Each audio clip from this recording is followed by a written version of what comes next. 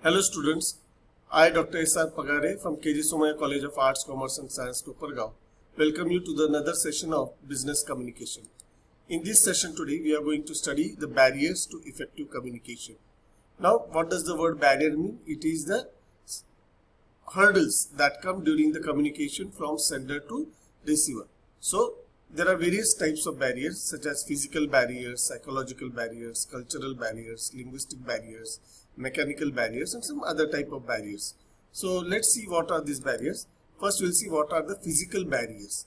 The physical barriers includes prominently three types, that is noise, environmental barriers and state of health.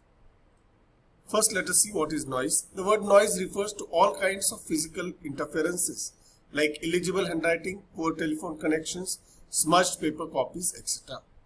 Noise is often occurring barrier to communication.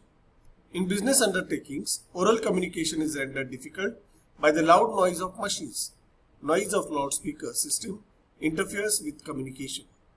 Noise results into bad health and creates physical barrier. Now let's see what are environmental barriers. The weather conditions prevalent may cause distortion in the sending and receiving of messages. High and low temperature, humidity, poor ventilation, vibrations, etc. Such environmental barriers may affect the physical health and they in turn affect the communication process. State of health.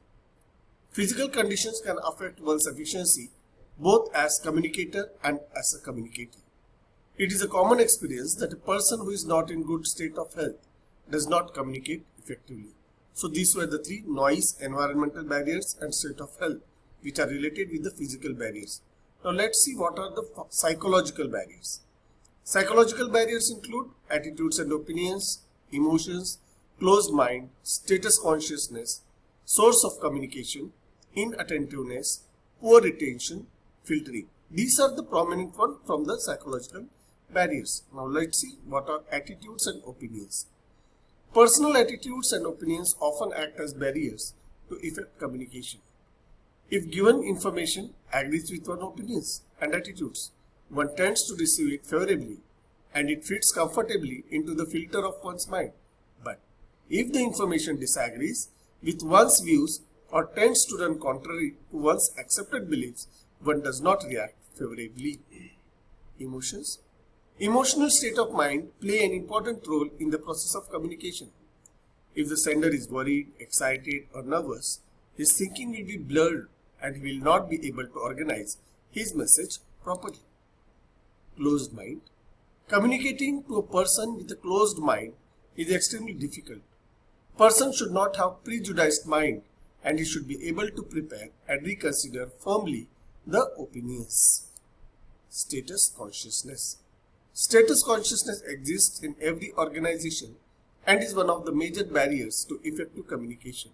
Subordinates are afraid of communicating any unpleasant information upward. Source of communication.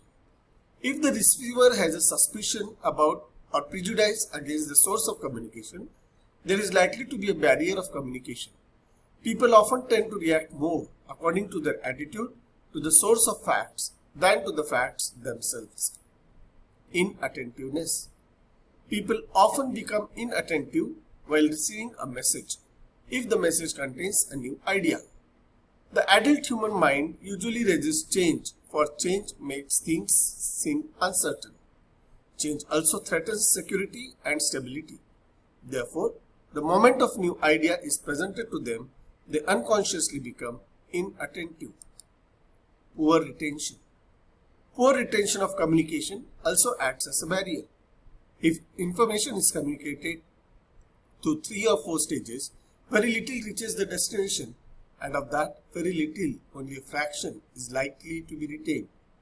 People are interested in their own problems and are busy pampering their own egos. As a result, they are not really interested in the communicator, which may result in poor retention. Filtering. Filtering means that a sender manipulates information in such a way that it will be seen more favorably by the receiver. The result of filtering is that the man at the top never gets objective information. So these were the types of psychological barriers. Now let's see what are the linguistic barriers. Language is the most important tool of communication, and it is a tricky tool and can slip out of the hands of careless users. One should always communicate in a language which is understood by both communicator and communicatee. Language barriers might also arise due to the intensive use of jargon. What is jargon? Jargon is a technical language which is not understood by a layman. Such technical terms confuse people who do not belong to that occupational groups. Some of the barriers to language are as follows. Semantics. A semantic barrier means interpretation of the meaning which the receiver of a message does not assign to a word as the sender had intended. If communication is to be perfect, one must assign to it the same meaning as existed in the sender's mind when received. Poor messages. Any communication that starts when a sender gets an idea. If the idea is correct, but the words chosen to transmit the message is wrong, then linguistic barriers will arise. Wrong words in the sentence, once framed in spite of good idea, would lead to misinterpretation of message and result in wrong communication. Inconsistency in verbal and non-verbal communication. Non-verbal or gestural communication is equally effective in conveying the right message. With language, our facial expressions, gestures, body movements, appearance, etc. must also correspond to the language. If non-verbal communication does not complement the verbal communication, then linguistic barriers are bound to arise. Individual linguistic ability. Use of difficult or inappropriate words in communication can prevent people from understanding the message. The very purpose of communication is not served if the opponent does not understand the communication due to the use of difficult words. The sender should use simple words and language which can be understood by the receiver. Now let's see what are the sources and the meaning of cultural barriers. People who live in various cultures and historical epochs communicate differently and have different patterns of thought. A cultural barrier in communication occurs mainly when communication happens between two different cultural backgrounds. If the cultural background of the receiver and the sender differs, then it creates a problem. Especially in an international environment, cultural difference often causes communication problems. Following 5 are the basic sources of cultural barriers: language, that is semantic, cultural norms and values, stereotypes, values and beliefs, body language and gestures. Let's see what does language mean over here. Language is considered as the most crucial barrier in cross-cultural communication. The understandings of the meaning of words is also important. The language barrier occurs not only because of differences in language, but also in forms of variety of dialects are used in several parts of the country. If one communicator is not aware of exact meaning, it will create misunderstanding and lead to a conflict of ideas. Cultural norms and values. Each culture holds its own values, meaning, and norms different from another. The difference is caused because of truth, belief, and judgment through which they acquire knowledge about society and culture. Stereotypes. Stereotypes are any negative image or preconceived notions on a particular community and identity. These are created through mass media and their content agenda. Values and beliefs. The difference in values and beliefs in cultures also create a barrier in communication. The difference in the level of acceptability in cultures is the best example for it. The reasons behind this are influenced by religion, political environment. Every country has numerous religions practiced by its people. So the differences in the values and beliefs is the perfect example of cultural barrier. Body language and gestures. Body language and gestures are other elements of the cultural barrier. It is impossible to communicate without body language and gestures. It provides meaning and justification for communication. In conservative societies and some countries, greeting opposite gender by shaking hands or hugging is considered as ill manner or even moral crime.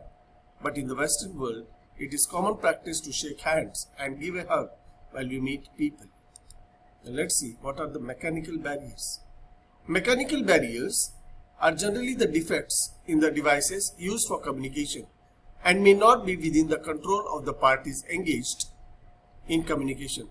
The telephone, postal system, telegraph, loudspeakers, microphone, and other channels may break down or may have some disturbance which won't communicate the message perfectly.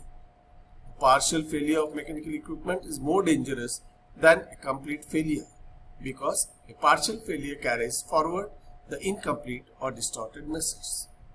There are some other types of barriers such as time and distance, lack of knowledge of the medium, and the barriers arising out of organizational inadequacies. So, in today's lecture, we have learned the barriers to effective communication, barriers such as physical, psychological, linguistic, cultural, mechanical, and other barriers.